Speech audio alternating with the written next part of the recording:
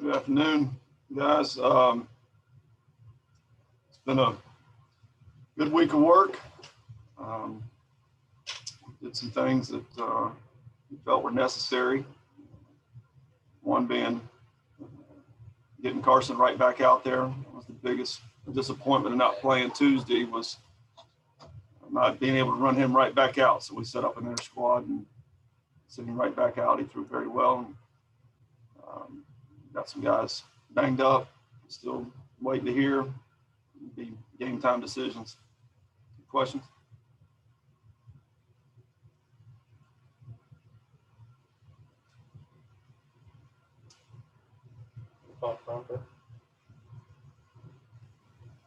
Hey, Coach. Curious with the strikeouts. I know that's obviously a concern, but 12 in particular were looking.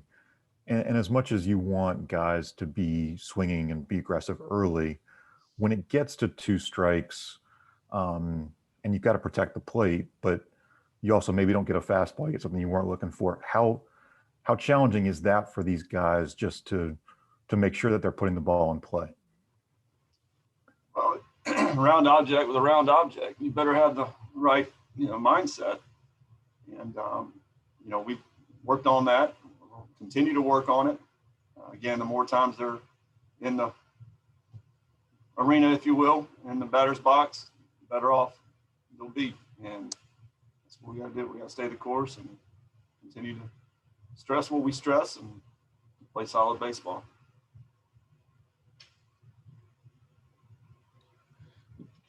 Coach, obviously, especially in baseball, 6 games is such a small sample size. How do you balance the need and knowing that you need to get better, but guys don't start pressing or panicking a little bit?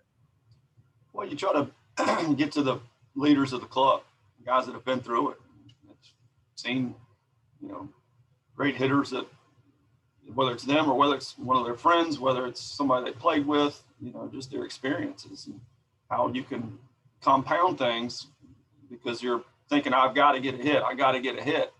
And no, you don't. Just to get something, good to hit and put a good swing on it.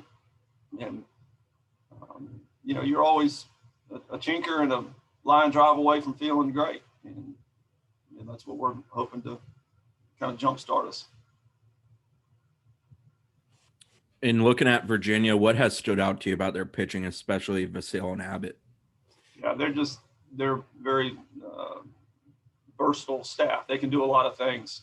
They can play matchup. They've got power guys. They've got, guys from low slots. It's going to be a challenge. They can really pitch, and they're kind of scuffling a little bit offensively, but it's in there.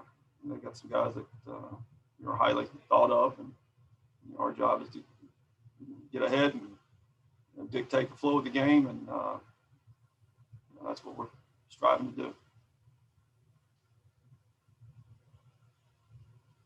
3-pitch mix, all their guys.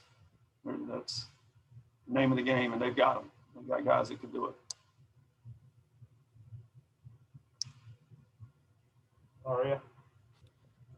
Meet, I know you've been talking about the lineup and some of the just inconsistency. I know as a coach, you're looking to, you mentioned Reese and Robbie as well. Have you been able to pinpoint just the what's been kind of getting them a little behind and struggling? Because I know those are 2 of the guys that you expect to hit for you, even when the rest of the 7 may be, getting hot and having hot and cold streaks. We went back and looked at some stuff with both of those guys. Reese had gotten a little bit too wide with his base, and Robbie was more bent over than he used to be. When you do that, you start looking at it a little bit differently. So we, side by side, some stuff when they were really going good in years past, and try to get them exactly how they were in regards to their stance and had success, and you hope that'll get them going. You mentioned a couple guys being game time decisions. I guess, is Matt Nelson on that list, and who would be the backup catcher if he wasn't available this weekend? Well, Colton Vincent would be the backup, and yes, he's one of them that will be a game time, as well as Tyler. We're not sure yet with those 2. everybody else seems to be good. As far as starting rotation, are you sticking with the same three in the same order? No, we'll go Parker Messick, Bryce Hubbard go on Saturday, and Connor stays on Sunday. The reason, again, is strictly for development for Carson. We've done it so many times in the past, and it's really beneficial for them. Don't wait a week, throw them right back out there, get that taste out of their mouth, and work through a little bit of mechanical, a little bit of mental, whatever it may be. But so again, he threw Tuesday, so he'll be in relief probably Saturday or Sunday, and then we'll figure it out from there. We're just going to go whatever we feel like gives us the best chance to win. Sometimes it's people are more susceptible to left-handers or more susceptible to right-handers, stuff like that. We're not going to be into naming somebody for a midweek start. Is Elijah game time, or do you think he's kind of turning the corner in terms of his hamstring? And what did you feel about his first weekend back? Yes, he's fine. He's done a full week. A lot of running and really kind of pushing it. And I'm not concerned with it anymore. He's not concerned with it. He's not favoring it. And the starting and stopping definitely didn't help him. Again, our game's meant to be played every day when it comes to hitting, and he was a little bit rusty in the outfield because, again, that was one area where he could stand in and hit. He couldn't run, but the defense, he hasn't been out there in a while, and I think it showed a little bit. He's a really good outfielder, and but no, he's full speed.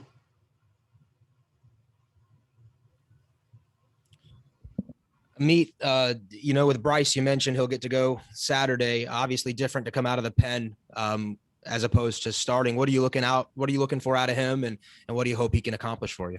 Well, the usual 3 pitches for strikes, pound the zone. He's a up-tempo guy, which is what you want to see.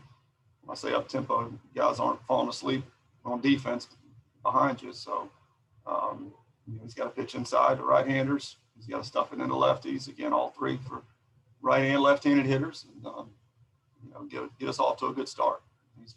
His strike percentage is a lot higher than it has been in the past, and that was always the issue with him. Anything else for Coach? Okay. Thanks, guys.